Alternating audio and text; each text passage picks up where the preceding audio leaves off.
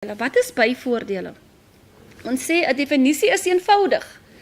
Dit is vergoeding wat jy ontvang bo jou normale salaris.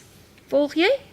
Dit wil sê jy verdien jou salaris X, maar dan in sekere beroepe kry jy nog vergoeding bo daardie salaris.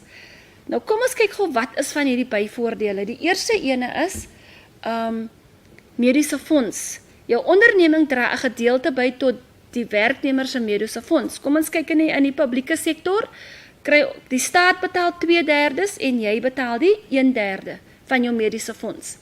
By die pensioen, die ondernemings dra 'n gedeelte by tot jou pensioenfonds.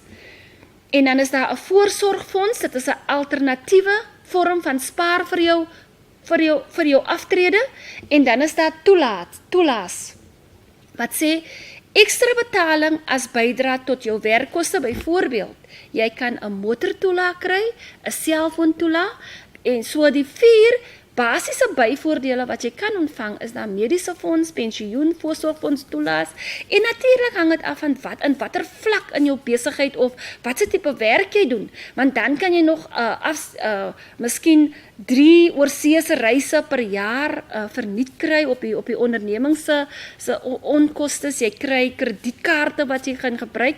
So daar is natuurlik ander voordele ook, maar kom ons bly by die 4 basiese voordele wat normaalweg in maatskappye van toepassing is.